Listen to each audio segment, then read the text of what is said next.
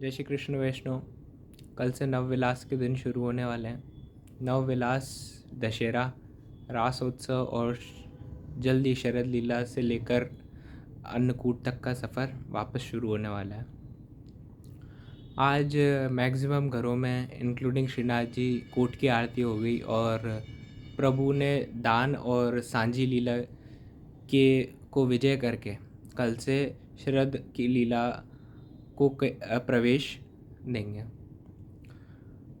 दान लीला अपने आप में एक ऐसी रसात्मक लीला जिसमें भगवान ने राजसिक, सात्विक, तामसिक तरीके से ब्रज भक्तों से दान मांग के उनके अंदर ये स्थिति बनाई जिससे कि वो समर्पण की पराकाष्ठा को प्राप्त कर सकें।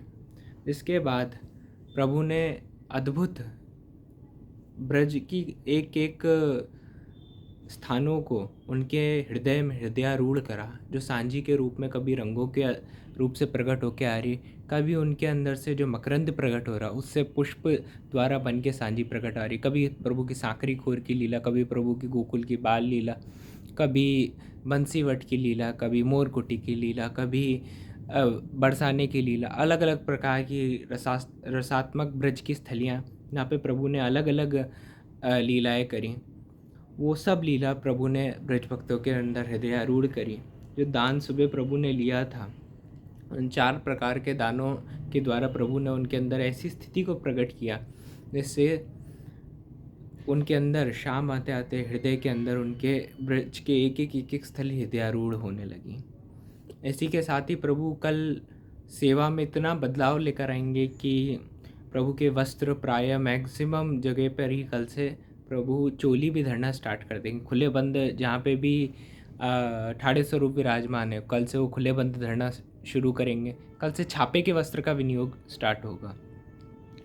और सबसे आवश्यक चीज़ों में से एक, महाप्रभु जी गोसाई जी ने और गोपीनाथ जी ने जो वैदिक मर्यादा को इतने सुंदर रूप से ठाकुर जी की भक्ति में विनियोग करवाया है कि कल अपने यहाँ पे भी अंकुरारोपण का क्रम होता है।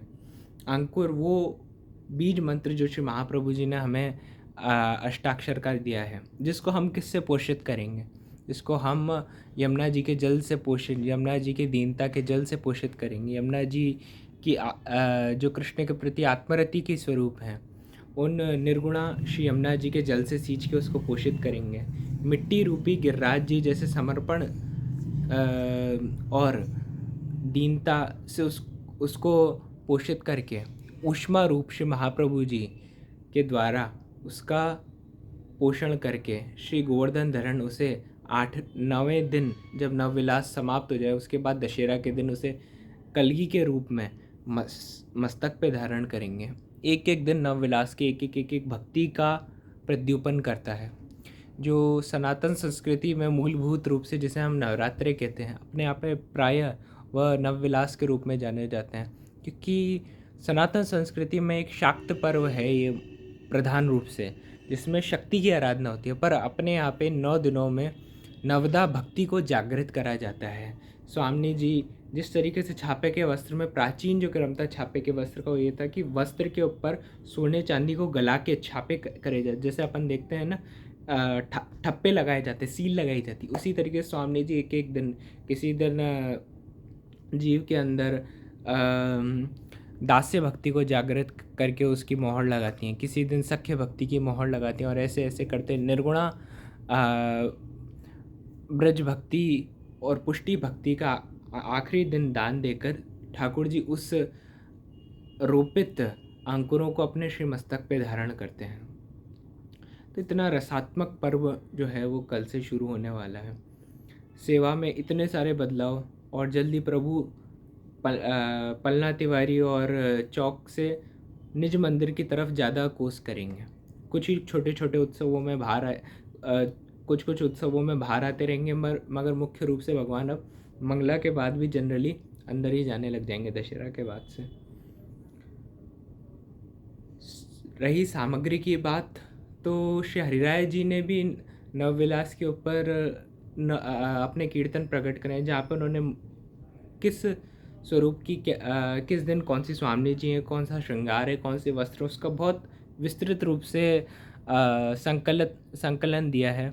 उन कीर्तनों के द्वारा हम ये जान सकते हैं कि किस प्रकार से क्या प्रकार रहेगा किस दिन की सेवा का, और प्रणालिका भी एक बहुत अच्छा हमें बोधन देंगी कि किस दिन किस प्रकार से श्रृंगार और सामग्री विशेष पहुंचनी है। मगर इन 9 के 9 दिन कुछ ना कुछ अपने प्रभु से जुड़ने के लिए विशेष करना ही चाहिए, तभी जाके हम इस रास तक के सफ़र को, और जो महासमर्पण का दिन है अन्नकूट का, वहाँ तक हम पहुँच पाएंगे।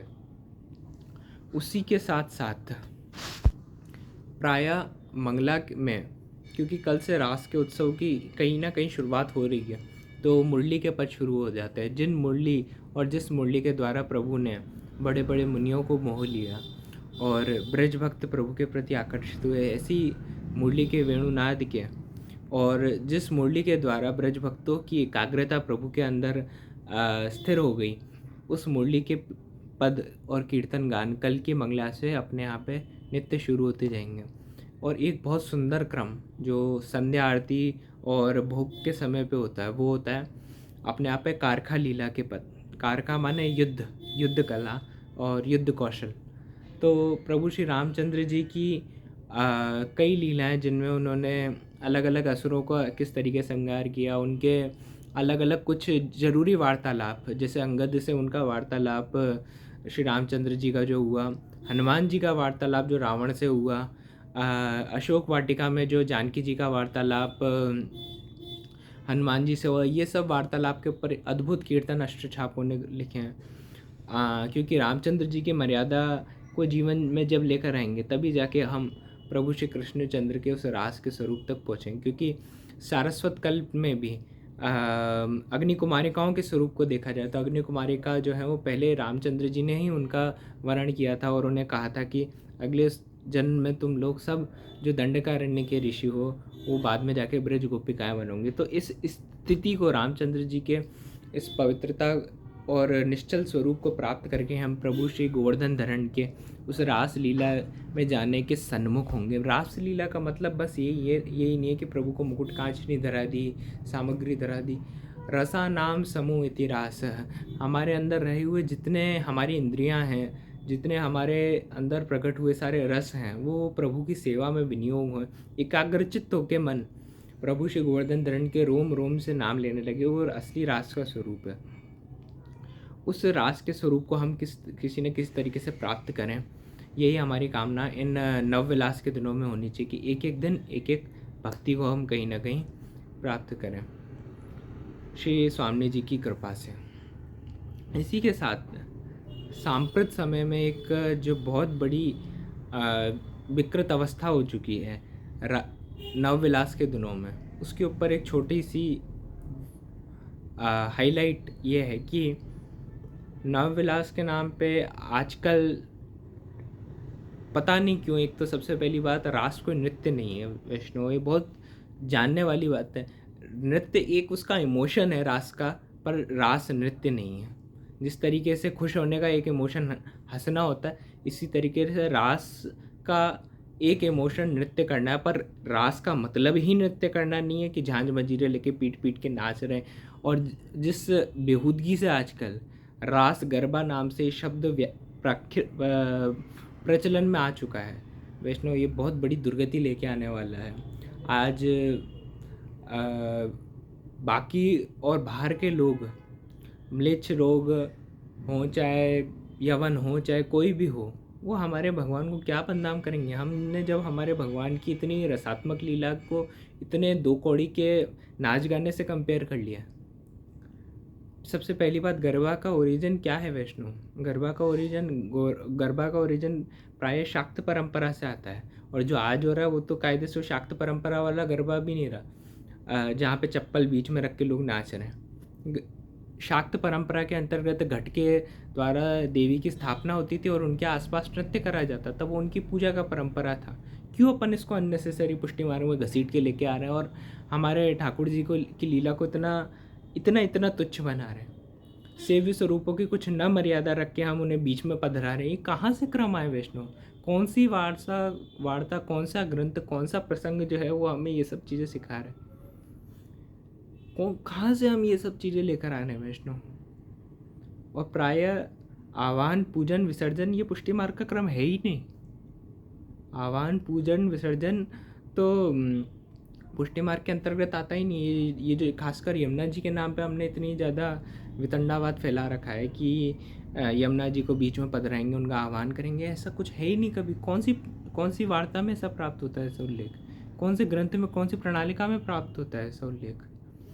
नृत्य का कहीं ना कहीं एक सुंदर विनियोग हमारी सेवा में भी है। और जिस प्रकार से ढाडी ढाडन की लीला में नृत्य का प्रयोग है, नंदोत्सव के समय नृत्य करा जाता है, पर एक बहुत मर्यादित रूप से नृत्य करा जाता है। अपनी बहिर्मुखी इंद्रियों को किस तरीके से प्रभु में विनियोग करें, पुष्टि मार्ग इसका बेस्ट एग्जाम्पल है। राग भोग श्रृंगार द्वारा उसको हम किसी न किसी तरीके से और बहिर्मुखी बनाने का साधन बना रहे। तो वैष्णव जरूर ही ये बहुत ही हमारी विकृत मानसिकता है कि जिस तरीके से और जिस हम प्रभु के स्तर तक तो पहुंच नहीं पा रहे, पर हम कोशिश ये कर रहे हैं कि प्रभु को हमारे स्तर तक लेकर आ जाए। किसी की बहुत इच्छा है नृत्य करने की, खूब नाचे गाए, कोई दिक्कत नहीं है वैष्णव। अन्याश्रय भी करना है किसी को, वो जाने, उसके काम जाने, पर इतनी तो मेंढ मर्यादा कृपा करके रखें।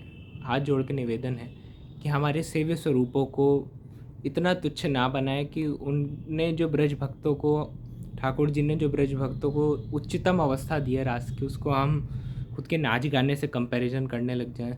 कल को वो दिन भी कम नहीं, हमने होटल में खाएंगे तो अन्नकूट कहलाने लग जाएगा। हम बीच में एक चावल का ढेर बना देंगे, उसमें नाचने लग जाएंगे तो वो अन्नकूट कहलाने लग जाए। जो हमारे यहाँ पे मुद्दे की सेवा है उसको करने में तो वैष्णवों को बहुत आलस आता है। अभी नवविलास है तो कल से छापे के वस्त्र बनाना, एक एक सामग्री बनाना। प्रथम विलास है तो चंद्रकला की सामग्री बनाए। उसमें सब किसी के पास कोई समय नहीं है। बाहर जाके लिपा पोती करके नाचने गाने के लिए अपन सबके पास समय सोचने का विषय है वैष्णव।